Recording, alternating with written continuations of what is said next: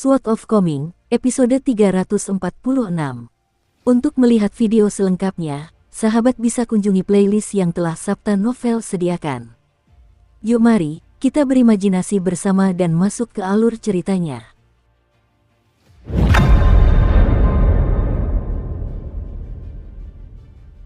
Orang-orang berkerumun pada jaga pertama malam, nyala api yang berkedip-kedip pada jaga kedua, hantu-hantu berkeliaran pada jaga ketiga, dan pencuri-pencuri yang menyelinap pada jaga keempat.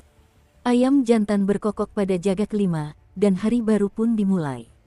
Saat itu tengah malam, dan sungai Burial dipenuhi energi yin yang pekat. Mungkin karena niat membunuh yang terpancar dari para prajurit kavaleri klan Yao dan senjata mereka, energi yin yang mengancam ini terhalang untuk memasuki stasiun relay, seolah-olah ada dinding tak terlihat yang menahannya.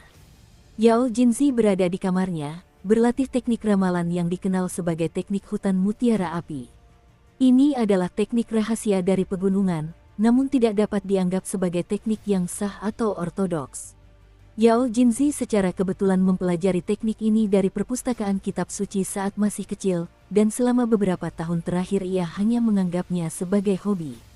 Ia bisa melempar 3 koin tembaga ke lantai untuk menjawab satu pertanyaan, atau ia bisa menempatkan 6 koin tembaga ke dalam tabung bambu sebelum melemparkannya keluar dan mengamati sisi mana yang dituju koin tersebut untuk meramalkan masa depan seseorang dan memperkirakan keberuntungannya.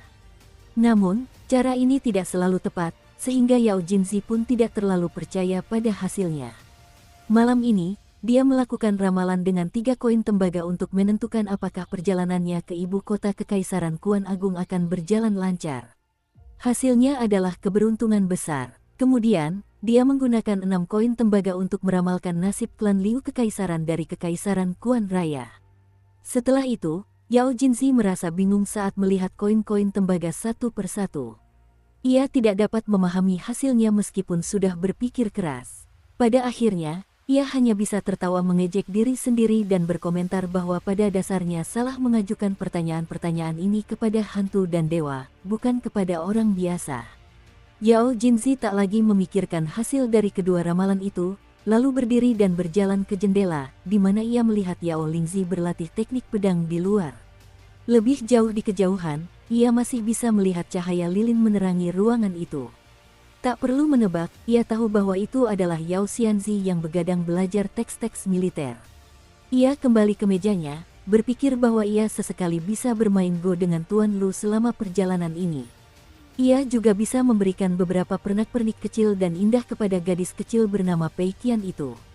Tentu saja, ia juga perlu mencari kesempatan untuk memberikan hadiah yang sesuai dengan etika kepada tetua tamu muda dari klan Liu Kekaisaran itu.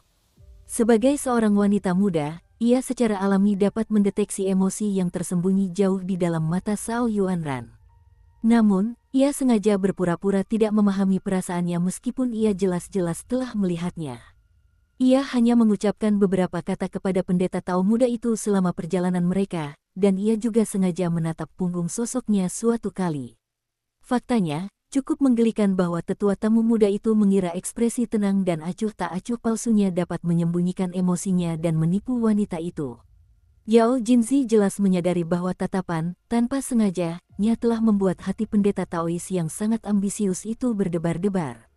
Yao Jinzi sangat yakin bahwa reaksi hati seseorang jauh lebih dapat dipercaya daripada penjelasan yang penuh dengan kata-kata. Bagaimanapun, mengucapkan lebih banyak kata tidak lantas membuatnya lebih dapat dipercaya. Apakah seseorang mendengarkan adalah satu hal, dan apakah seseorang dengan tulus menerima kata-kata itu adalah hal lain sama sekali. Wanita cantik dan pria berpengaruh sama-sama memiliki keunggulan bawaan. Yao Jinzi merasa sedikit sedih ketika memikirkan hal ini. Mengapa orang itu bisa tetap tenang dan terkendali saat berinteraksi dengannya? Dari sore hingga pagi berikutnya, Sulian terus berjalan bolak-balik di tepi sungai pemakaman, menunggu Chen Pingan dan Pei Qian kembali. Berbagai hal aneh terjadi semalam, dan semuanya berawal dari gadis kecil bernama Pei Qian yang mengoceh omong kosong dan mengklaim bahwa ada jembatan emas di atas sungai. Setelah itu, Chen Pingan berhenti berlatih meditasi berdiri dan memintanya untuk kembali ke stasiun estafet bersama Pei Qian. Kemudian di malam hari, Chen Pingan tiba-tiba terjun ke sungai, dan Pei Qian secara mengejutkan mengikutinya tanpa ragu-ragu. Sebuah pusaran air secara misterius muncul di sungai, dan disertai dengan gelombang energi spiritual yang melimpah, menyebabkan Zulian merasa sedikit tidak nyaman. Bagaimanapun, pusaran air itu telah menyelimuti Chen Pingan dan Pei Qian sebelum menghilang secepat kemunculannya. Zulian hanya melihat sosok samar seorang wanita pendek. Selama berada di dunia ini, dia pernah mendengar orang lain mengatakan bahwa benua daun payung hanyalah salah satu dari 9 benua di dunia megah. Langit dan bumi sangat luas tanpa batas. Para kultivator dan makhluk abadi memiliki kekuatan yang luar biasa. Pada awalnya, ada sedikit rasa putus asa dalam benak Zulian. Seolah-olah dia adalah bangsawan terkaya di sebuah kota kabupaten yang tiba-tiba pergi ke ibu kota dan mendapati bahwa dia tidak mampu membeli apapun. Karena itu, tidak dapat dihindari bahwa dia akan merasa kecewa dan sedih. Namun, Zulian dengan cepat dan sepenuhnya mengatasi hal itu. Alih-alih keputusasaan, yang kini ia rasakan adalah semangat juang dan ambisi yang meluap-luap. Meskipun Zulian selalu tersenyum saat mengikuti Chen Pingan dan melayaninya, jenius bela diri ini tidak menunda kultivasinya sedetik pun. 3 orang lainnya dari gulungan gambar itu tidak kalah hebatnya dengan Zulian. Wei Xian dengan cermat mengamati dunia ini, memperhatikan langit dan bumi dari detail terkecil. Sui Yubian berlatih dalam pengasingan dan memahami teknik pedang di dalam keretanya, sementara Lu Baixiang lebih jauh menunjukkan banyak bakatnya, memperlihatkan bahwa ia mahir dalam semua bidang musik, go, kaligrafi, dan lukisan. Ini adalah keunggulan yang tidak berwujud namun nyata dari Zulian, Lu Baixiang, Sui Yubian, dan Wei Xian. Masing-masing dari mereka pernah menjadi orang terkuat di tanah suci bunga teratai pada suatu waktu. Sebagai seniman bela diri murni, ranah pikiran mereka juga hampir sempurna, sesuai dengan gagasan kemurnian. Namun, ada juga persaingan rahasia di antara keempat orang tersebut. Mereka semua berusaha untuk menjadi orang pertama yang naik ke tingkat ke-7. Begitu mereka mencapai tingkatan ke-7, tingkatan tubuh Vajra, maka tingkatan ke-8 dan ke-9 tidak akan lagi menjadi tantangan besar bagi mereka. Hanya masalah waktu sebelum mereka mencapai tingkatan-tingkatan tersebut. Zulian melirik ke langit, lalu kembali melalui jalan yang sama seperti saat ia datang. Ia memegang sebuah kerikil di tangannya dan menggosoknya perlahan dengan jari-jarinya, dan debu halus dari kerikil itu dengan cepat tersapu oleh angin sepoi-sepoi yang menyegarkan yang berhembus melewati sungai. Terlepas dari hambatan kultivasi seni bela diri mereka, keempat orang itu tentu saja juga tidak senang dengan belenggu yang dikenakan pada mereka. Bagaimanapun, Wei Xian adalah kaisar pendiri negara Taman Selatan, Lu Baixiang adalah leluhur pendiri pasukan iblis, dan Sui Yubian adalah pendekar pedang abadi yang ingin menghancurkan aturan dan peraturan tanah suci bunga teratai dengan satu tebasan. Jika demikian, mungkinkah keempat orang itu benar-benar mengagumi dan setia kepada bocah laki-laki yang memiliki 4 gulungan gambar tersebut? Mungkinkah mereka benar-benar bersedia melayaninya? Apalagi Chen Pingan, bahkan gadis kecil bernama Pei Qian pun kemungkinan besar tidak akan mempercayai hal ini. Namun, keempat orang itu memiliki kesan mendalam terhadap Chen Pingan berkat pertempuran di penginapan perbatasan. Zulian mempererat cengkeramannya pada kerikil itu dan bergumam pada dirinya sendiri, dilihat dari sikap Chen Pingan saat ini, Lu Baixiang kemungkinan besar adalah orang yang pertama kali mengungkapkan kebenaran. Mungkin karena itulah hubungan di antara mereka begitu dekat dan santai. Setelah menghunus jimat penekan pedang yang memiliki inti jimat yang menakjubkan, Zhong Kui segera meninggalkan sungai pemakaman bersama gurunya.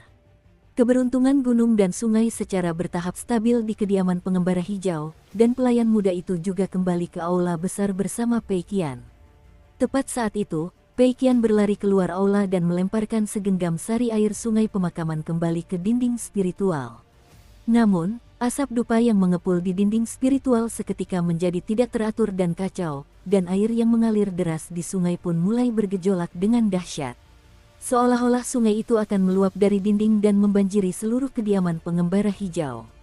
Pei Qian sangat ketakutan, dan dia berseru bahwa dia ingin kembali ke sisi Chen Pingan. Namun, termasuk pelayan muda, hantu air yang telah mati secara tidak adil di sungai pemakaman bertahun-tahun yang lalu, semua roh dan hantu telah diusir dari kediaman pengembara hijau ketika Dewi Air menyalurkan kekuatan mistiknya. Ditinggal sendirian di depan dinding roh, Pei Qian langsung menangis terseduh-seduh hingga suaranya menjadi serak. Saat berjalan kembali ke aula, masih ada bekas air mata di wajah kecil Pei Qian. Ia berdiri dengan malu-malu di pintu, tidak berani memasuki aula. Ia memiliki kemampuan pengamatan yang cukup baik, dan ia tahu bahwa Chen Pingan sedang membicarakan hal-hal penting dengan Dewi Air. Apa yang akan terjadi jika ia menerobos masuk dan membuat Chen Pingan marah lagi? Zhong Kui telah membantunya terakhir kali, tetapi siapa yang akan maju dan membantunya kali ini? Ada apa? Tanya Chen Pingan sambil menoleh. Pei Qian dengan cepat berlari ke aula dan duduk di kursi di sebelah Chen Pingan. Dia duduk tegak, dan ada sedikit rasa kesal dan bersalah dalam suaranya saat dia menjelaskan, "Aku baru saja mengembalikan segenggam air ke dinding roh, tetapi entah kenapa, seluruh dinding roh mulai bergetar." Chen Pingan, aku benar-benar tidak melakukannya dengan sengaja. Kau tidak boleh marah padaku. Chen Pingan dengan lembut menyentil dahi Pei Qian dan terkekeh, "Oh, bahkan kau bisa takut." Pei Qian langsung merasa tenang melihat ini. Dari penampilannya, keributan yang menakutkan itu kemungkinan besar tidak ada hubungannya dengan dirinya. Merasa jauh lebih percaya diri, dia segera duduk tegak, sedikit meneteskan air liur saat mencium aroma anggur. Pei Qian telah melihat banyak makhluk aneh, roh, dan hantu sekarang, dan dia juga mengingat kisah-kisah supranatural yang diceritakan oleh pendongeng di bawah jembatan di Tanah Suci Bunga Teratai. Sang pendongeng selalu menyebutkan bagaimana meminum segelas anggur atau memakan satu buah persik dari istana naga bawah laut atau tempat tinggal abadi dapat memperpanjang umur seseorang. Karena itu, Pei Qian bertanya dengan ragu-ragu, "Bolehkah saya menyesap sedikit anggur?" Chen Pingan menatapnya tajam, dan Pei Qian segera berpura-pura mengerti, lalu berkata, "Aku masih kecil, jadi tentu saja aku tidak bisa minum." "Chen Pingan, bagaimana kalau kau minum sedikit lebih banyak?" Dewi Air sangat terhibur oleh kenakalan gadis kecil itu, dan dia tertawa terbahak-bahak sambil berkata, "Aku punya cukup banyak anggur air mekar berusia 100 tahun di kediaman pengembara hijau, jadi aku akan memberimu satu teko lagi nanti." Adapun apakah Chen Pingan akan mengambilnya untuk diminum sendiri atau apakah dia menyisakan beberapa tetes untukmu, itu bukan sesuatu yang bisa ku kendalikan. Pei Qian tidak takut sama sekali saat bersama Chen Pingan, jadi dia berpura-pura bersikap dewasa saat menjawab, "Aku tetap akan berterima kasih jika kau benar-benar memberiku sebotol anggur, tetapi aku masih kecil, jadi aku belum boleh minum. Kalau tidak, itu akan mengganggu bacaan dan pembelajaranku. Namun, tolong jangan pelit lain kali kita berkunjung jika aku sudah cukup umur untuk minum saat itu, kalau tidak itu akan mempermalukan statusmu sebagai dewa." Dewi Air mendecakkan lidahnya karena takjub saat mengamati penampilan Pei Qian. Ia semakin tertarik pada gadis kecil itu, dan dengan setengah serius berkata kepada Chen Pingan, "Dia begitu lincah dan penuh energi spiritual, jadi mengapa kau tidak membiarkannya tinggal di kediaman pengembara hijau? Aku akan membantumu merawatnya, dan aku juga akan membiarkannya mewarisi posisiku sebagai Dewi Air Sungai Pemakaman di masa depan. Aku berjanji akan mengajarkan semua yang ku ketahui kepadanya, dan aku bahkan akan memurnikan 2 harta abadi untuknya. Dengan begitu, dia bisa menjadi dewa air terkuat di Kekaisaran Kuan Agung paling lama dalam 200 tahun. Pei Qian buru-buru berdiri dengan panik dan mengamuk, "Tolong jangan bicara omong kosong seperti itu. Aku masih harus pergi ke prefektur mata air naga di benua botol berharga timur untuk membantu memasang bait-bait musim semi di rumah lamaku." Chen Pingan dengan sopan menolak tawaran Dewi Air tersebut. Dia pasti akan merasa khawatir jika tidak membawa Pei Qian bersamanya. Dewi Air itu tidak bersikeras akan hal ini. Namun, dia benar-benar tidak bercanda dengan tawarannya. Dia langsung tertarik dengan bakat Pei Qian, jadi jika gadis kecil itu benar-benar tinggal di kediaman pengembara hijau, maka dia akan benar-benar mengerahkan seluruh kemampuannya untuk membesarkan Pei Qian sebagai Dewi Air berikutnya. Tidak hanya itu, tetapi dia juga akan membuat 2 harta abadi untuknya, tepatnya 2 senjata. Bahkan, Dewi Air itu rela menuruti tuntutan Kekaisaran Kuan Agung dan Akademi Penakluk Agung demi menaikkan status kediamannya yang berkelana hijau menjadi istana berkelana hijau. Pada saat itu, dia bisa langsung menyerbu untuk membunuh iblis besar yang telah membuat masalah di Sungai Pemakaman selama lebih dari 200 tahun. Sekalipun dia mati bersama iblis besar itu, ini tetap akan menjadi perbuatan kebajikan yang luar biasa yang bermanfaat bagi 900.000 orang yang tinggal di tepi Sungai Pemakaman. dia bisa hidup sesuai dengan prinsip-prinsip bijak yang telah dipelajarinya dari buku-buku sang bijak terpelajar. Mengenai mengapa dia, seorang Dewi Air, langsung tertarik pada Pei Qian pada pandangan pertama. Ini bahkan lebih menarik dan penuh nuansa. Sebagai Dewi Sungai ini selama bertahun-tahun, Dewi Air Sungai Pemakaman juga merupakan sosok yang sangat beruntung. Jika tidak, dia tidak akan memahami mantra abadi yang merupakan landasan jalan agung kultivator tingkat 5 atas itu hanya dengan mengamati lempengan batu yang tidak dikunjungi dan biasa saja itu. Saat itu, dia dengan hati-hati menyalurkan teknik pengamatan ki ilahinya untuk mengamati Pei Qian, dan dia benar-benar terkejut dengan apa yang dilihatnya. Dewi Air itu sudah bisa dianggap luar biasa di antara mereka yang cukup beruntung memiliki fisik emas, namun gadis kecil kurus dan berkulit sawo matang yang berdiri di depannya ternyata jauh lebih luar biasa. Pei Qian memiliki fisik emas kelas atas yang memiliki kedekatan luar biasa dengan menjadi dewa. Sederhananya, akan sangat sia-sia jika fisik emas Pei Qian tidak menjadi dewi gunung atau dewi sungai yang menikmati persembahan dupa. Bahkan para bijak pun akan menghela napas sedih. Yang disebut fisik emas agak mirip dengan konsep bakat pedang bawaan untuk kultivator pedang dan bodhisattva bawaan untuk umat Buddha. Orang-orang dengan fisik dan bakat bawaan seperti itu akan diberkati secara unik, memungkinkan mereka untuk maju pesat di sepanjang dao agung tertentu. Mereka yang memiliki fisik emas biasanya bertubuh pendek dan kurus, namun tulang mereka sangat kuat dan kokoh. Ada teknik fisiognomi yang memungkinkan penggunanya untuk menilai kekuatan dan massa tulang seseorang. Di antara berbagai macam fisik di dunia, fisik emas akan menyebabkan seseorang mengembangkan tulang yang termasuk paling berat.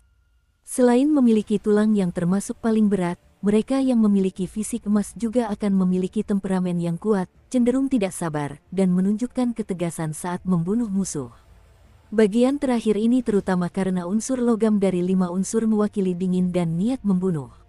Akibatnya, mereka yang memiliki fisik emas juga akan memiliki kekuatan dan martabat bawaan, sehingga mereka adalah pilihan yang sempurna untuk posisi resmi dan posisi militer. Namun, meskipun penilaian Dewi Air sudah sangat cerdas, itu masih belum cukup baik. Kehebatan fisik dan bakat Pei Qian telah melampaui tingkat 5 elemen. Karena itu, Zulian juga merasa Pei Qian adalah seorang jenius bela diri ketika melihat gadis kecil itu.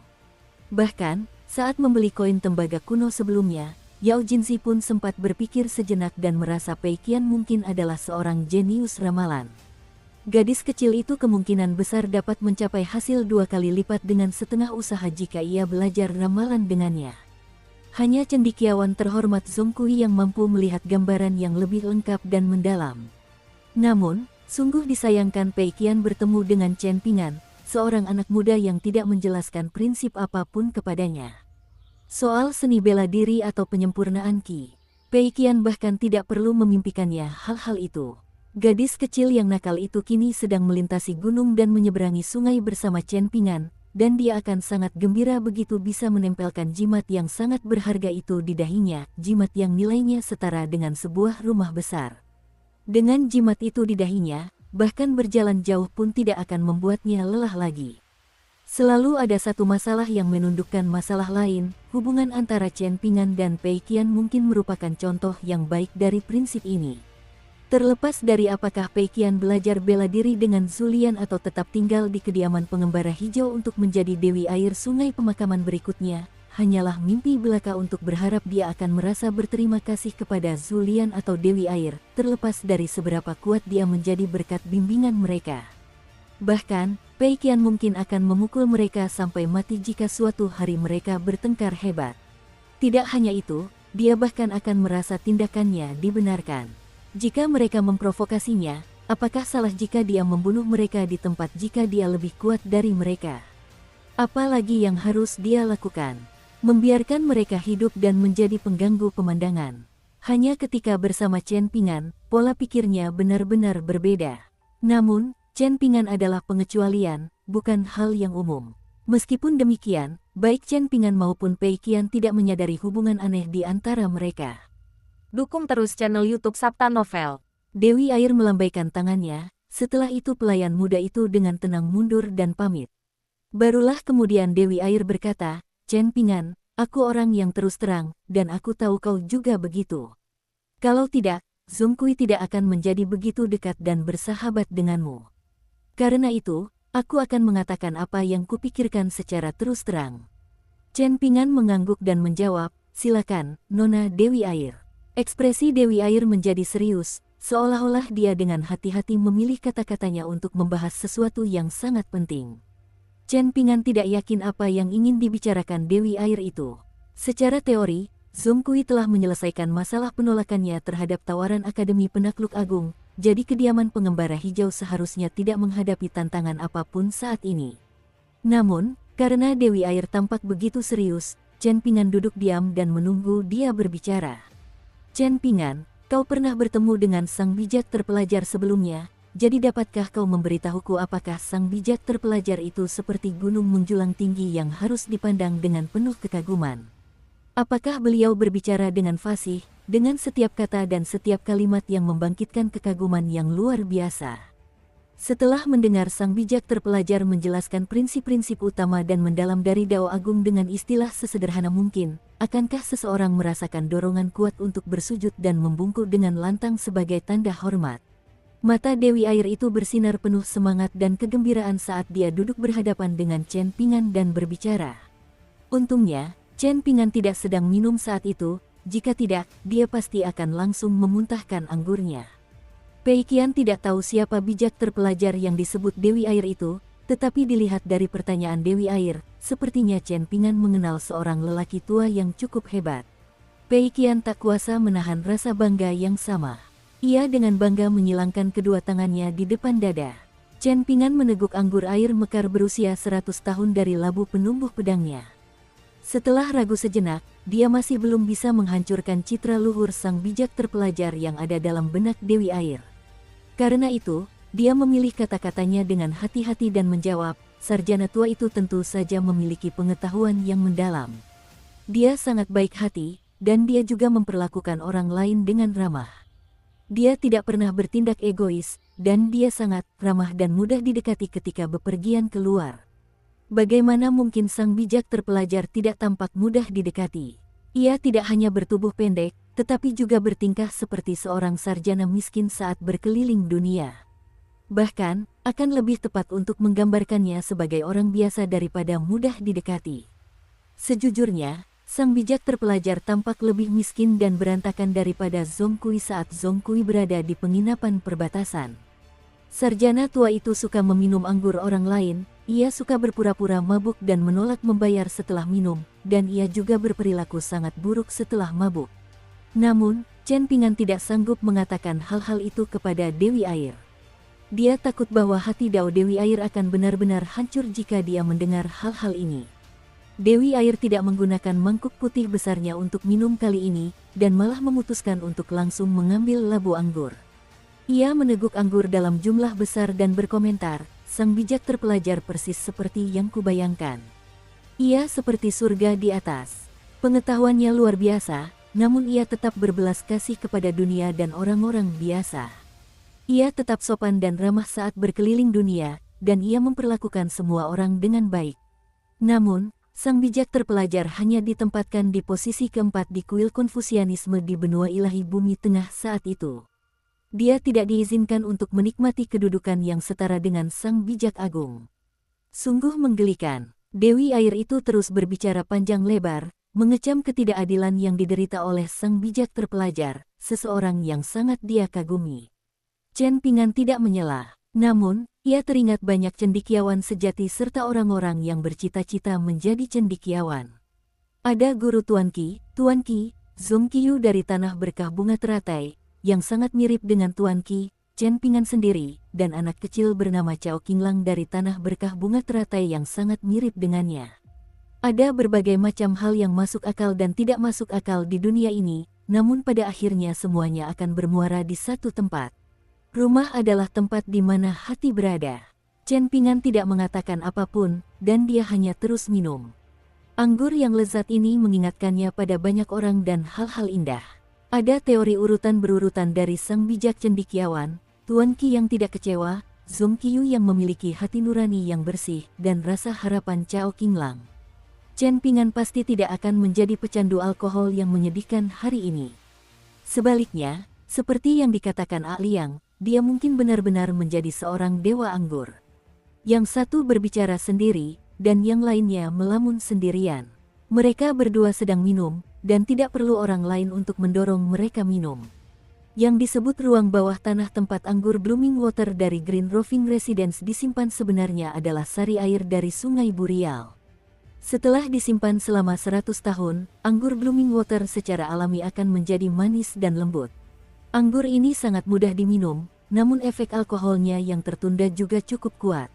Dewi air itu benar-benar mabuk, kepalanya bergoyang-goyang ke depan dan ke belakang saat ia duduk bersila di kursinya. Ia mengungkapkan bahwa ia sangat cemburu pada Chen Ping'an karena Chen telah bertemu dengan sang bijak terpelajar sebelumnya dan juga sangat akrab dengan orang bijak tua itu. Hidupnya pada dasarnya sudah sempurna. Di sisi lain, Dewi Air merasa dirinya jauh kurang beruntung. Ia duduk tegak di altar sucinya setiap hari, mengamati asap dupa yang mengepul di kuil Dewa Air.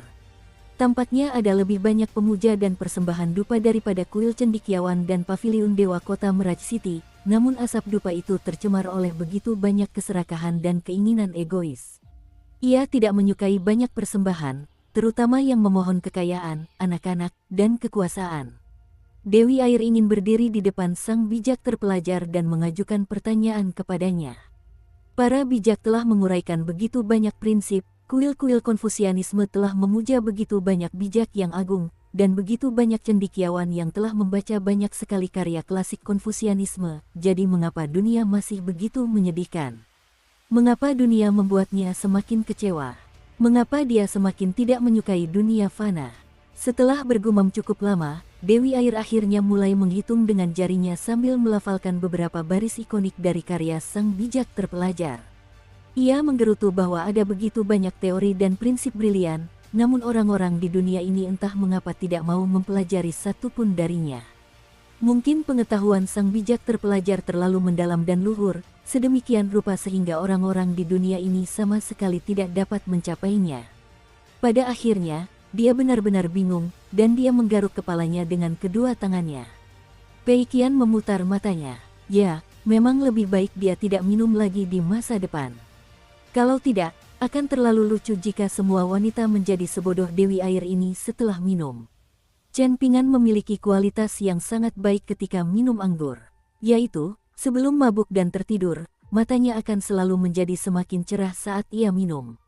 Ia akan dipenuhi dengan energi dan semangat baru, dan juga akan ada rasa ceria di wajahnya. Untuk membuat analogi, seolah-olah niat tinjunya tidak lagi disembunyikan, tetapi malah dilepaskan. Seolah-olah sifat tenang dari kedewasaannya ditekan oleh anggur. Namun, ini tidak berarti bahwa Chen Ping'an benar-benar menjadi semakin sadar saat minum. Sebaliknya, dia hanya tidak mampu menekan kepribadian bawaannya setelah mabuk. Chen Ping'an selalu sangat berhati-hati dan teliti saat sadar, seolah-olah dia sedang memegang cermin tembaga yang rapuh atau menggunakan tangannya untuk menjaga lilin yang berkedip di ruangan kosong, namun tidak ingin orang lain melihat pemandangan ini. Namun, setelah mabuk, ia akan menjauhkan tangannya dari lilin dan membiarkan cahayanya bersinar bebas dan tanpa hambatan. Lalu, apa masalahnya jika cahaya itu menerangi seluruh dunia? Chen Ping'an membanting labu penumbuh pedangnya ke atas meja dan bertanya dengan lantang, bagaimana mungkin pengetahuan sang bijak terlalu tinggi? Bagaimana mungkin teori dan prinsipnya tidak efektif? Semuanya sangat efektif. Izinkan saya mengatakan ini kepada Anda, prinsip-prinsip sang bijak bersifat universal dan akurat tanpa memandang waktu dan tempat. Orang baik hati dapat mempelajarinya, orang jahat dapat mempelajarinya, kaisar dan pejabat dapat mempelajarinya, pedagang dan pelayan dapat mempelajarinya, makhluk abadi dari pegunungan dapat mempelajarinya, iblis dan hantu dapat mempelajarinya, dan dewa-dewa gunung dan sungai juga dapat mempelajarinya.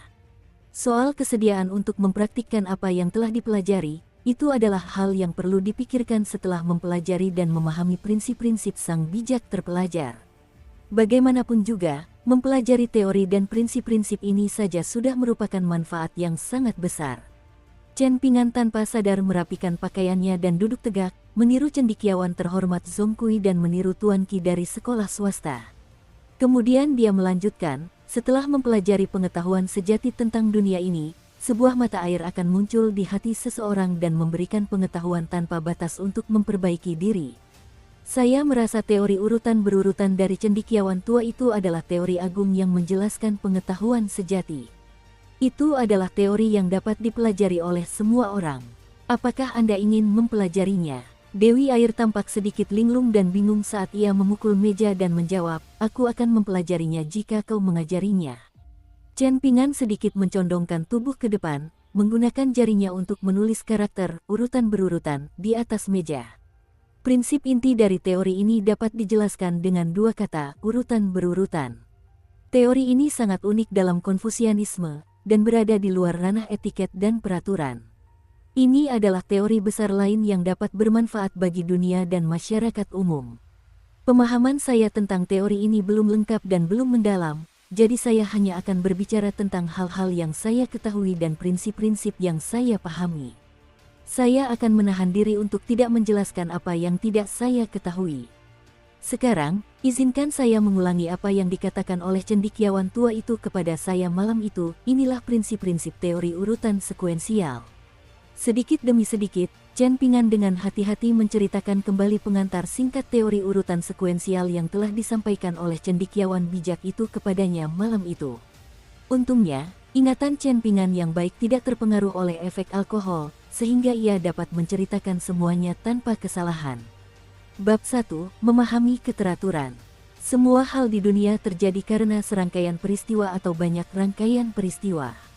Tidak satu pun detail yang boleh diabaikan atau dilupakan, dan seseorang tidak boleh memilih-milih peristiwa-peristiwa ini untuk merumuskan versi cerita yang bias.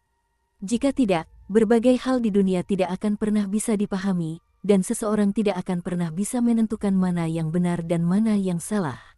Apa yang akan terjadi jika semua orang di dunia tampak menyedihkan sekaligus menjijikkan? Bagaimana seseorang dapat berbicara dengan akal sehat pada saat itu? Jika akal sehat tidak dapat diungkapkan dengan kata-kata, mungkin seseorang harus mengandalkan tinjunya untuk berbicara. Ini benar-benar tidak masuk akal. Bab 2. Meninjau besaran.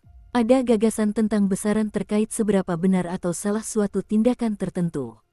Oleh karena itu, perlu meminjam dua skala, hukum yang diusulkan oleh kaum legalis, dan perhitungan para peramal. Bab 3. Menentukan baik dan buruk. Dengan etiket dan peraturan sebagai dasar, dan dengan mempertimbangkan berbagai kebiasaan dan tradisi di berbagai daerah, serta perbedaan pandangan mereka tentang moralitas, akan ditentukan apakah suatu tindakan tertentu harus diberi penghargaan atau dihukum. Ini adalah pertanyaan bagi hati nurani masyarakat mengenai apakah suatu tindakan tertentu benar atau salah. Bab 4. Kesatuan pengetahuan dan tindakan. Seseorang harus memperbaiki kesalahannya jika telah melakukan kesalahan, dan harus mencegah kesalahan jika belum melakukannya. Chen Pingan membutuhkan waktu 2 jam penuh untuk memperkenalkan dan menjelaskan isi keempat bab tersebut dengan cermat. Teori urutan sekuensial adalah teori yang sangat bagus. Namun, untuk mematuhi prinsip-prinsip ini dan mengikuti ajaran-ajaran teori ini sungguh sangat sulit. Aku tidak tahu mengapa sang bijak terpelajar membujukku untuk minum saat itu, dan aku juga tidak tahu mengapa Zuo Yu menghancurkan patung Dewa Hujan dengan satu tebasan. Setelah itu, dia tidak mengucapkan alasan apapun sebelum memusnahkan seluruh parit naga banjir dengan tebasan lainnya. Aku semakin bingung mengapa Zhong Kui jelas-jelas seorang cendekiawan mulia, namun ia sama sekali tidak bertindak seperti cendekiawan mulia. Dan mengapa biksu tua dari kuil manifestasi hati mengatakan bahwa dunia ini selalu berhutang budi kepada orang baik. Ketika pendeta Taois tua membawaku dalam perjalanan melalui tanah suci bunga teratai, mengapa orang baik selalu menderita kemalangan, namun orang jahat jarang sekali menerima hukuman atas kejahatan mereka. Berkali-kali Chen Pingan mencoba mengintegrasikan contoh-contoh kehidupan nyata ke dalam penjelasannya tentang teori urutan sekuensial, namun ia seringkali mulai merasa ragu-ragu saat ia menggali lebih dalam penjelasan tersebut. Ia mengatakan kepada Dewi Air yang sangat fokus dan penuh perhatian itu bahwa penjelasan yang telah ia buat masih terlalu dangkal dan terbatas, terutama mengenai prinsip-prinsip yang berkaitan dengan jalinan rumit antara benar dan salah serta nuansa pikiran manusia. Ia jauh dari memenuhi syarat untuk menarik kesimpulan apapun. Duduk berhadapan dengan Dewi Air, ada banyak momen ketika Chen Pingan bergumam sendiri. 2 jam lagi berlalu, dan waktu perlahan mengalir melewati mereka seperti air sungai di luar Green Roving Residence. Pada suatu saat, Dewi Air telah berdiri untuk mendengarkan dengan penuh hormat, dengan punggung sedikit membungkuk. Dia seperti seorang murid yang mendengarkan ajaran gurunya, menghafal setiap detail dan tidak berani mengucapkan sepatah kata pun. Pei Qian tampak mendengarkan, namun pada saat yang sama ia juga tampak melamun. Tangannya terentang di atas meja, dan pipinya juga bersandar di meja saat ia memperhatikan Chen Pingan menjelaskan begitu banyak prinsip agung kepada Dewi Air sekaligus. Dalam ingatannya, Chen Pingan bukanlah orang yang banyak bicara.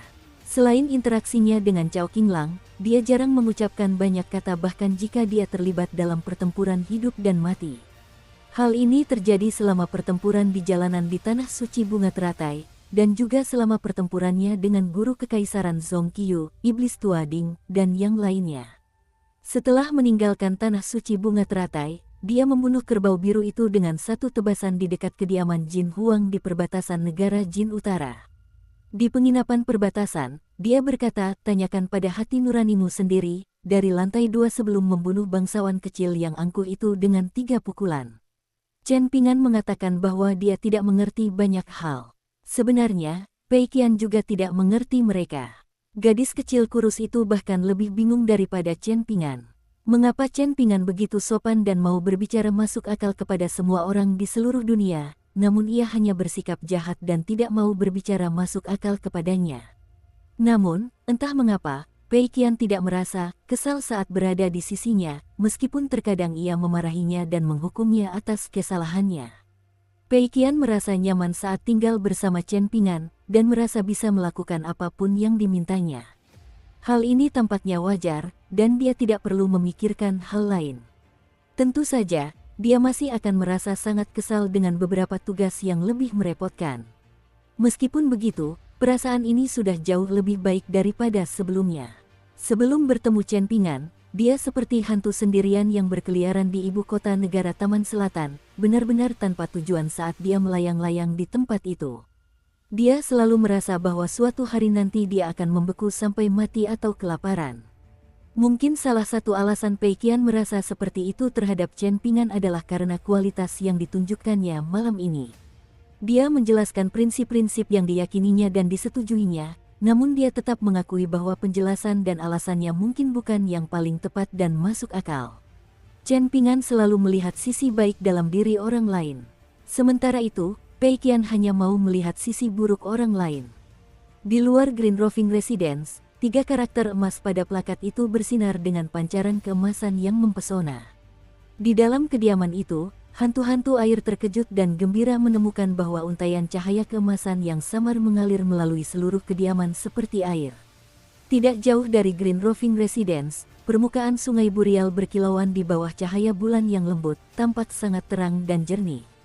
Banyak hantu air yang dipenuhi dendam dan kecenderungan jahat setelah mengalami kematian yang tidak adil secara tidak sengaja meninggalkan kedalaman Sungai Burial yang suram dan berenang menuju permukaan. Setelah sampai di tujuan, mereka mandi di bawah sinar bulan sebelum menghilang ke udara.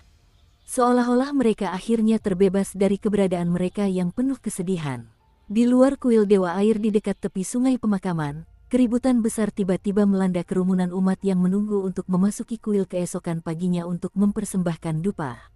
Ternyata, mereka samar-samar dapat melihat patung emas Dewi Air tiba-tiba berdiri dan membesar, mencapai ketinggian lebih dari 30 meter saat ia menatap dunia fana. Patungnya terbuat dari tanah liat dan dilapisi emas, namun deskripsi patung emas sangatlah tepat pada saat ini. Patung emas Dewi Air memancarkan bukan hanya martabat dan kekuatan, tetapi juga rasa keagungan ilahi. Di kedalaman sungai pemakaman, iblis besar yang hanya selangkah lagi menuju tingkat inti emas bersembunyi di sarangnya di dasar sungai. Seharusnya ia merasa sangat nyaman dan santai di sarangnya, namun tiba-tiba ia merasa seperti dilempar ke dalam wajan berisi minyak mendidih. Ini adalah pengalaman yang menyiksa.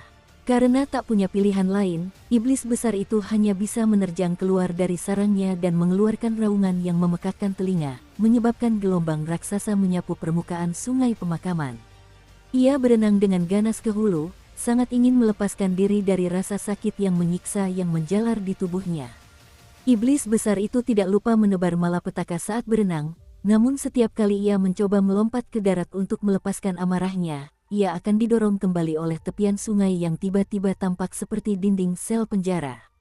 Ia terpaksa meronta-ronta secara kacau di kedalaman sungai Burial, tidak mampu melompat ke darat untuk melukai penduduk di sepanjang tepiannya. Sinar matahari pertama perlahan mengintip di atas cakrawala.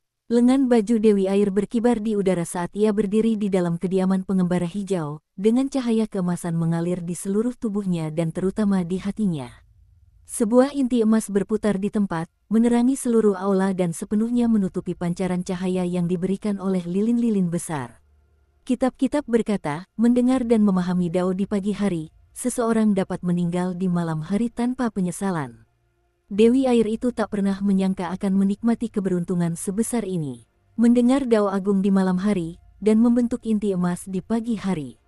Dewi Air itu membungkuk dalam-dalam, dipenuhi rasa syukur yang tulus kepada bocah muda yang duduk di depannya. Wajahnya dipenuhi air mata kegembiraan saat dia bertanya, "Bapak muda Chen, karena engkau adalah murid langsung dari sang bijak-bijak, mengapa engkau berbohong kepadaku tadi?"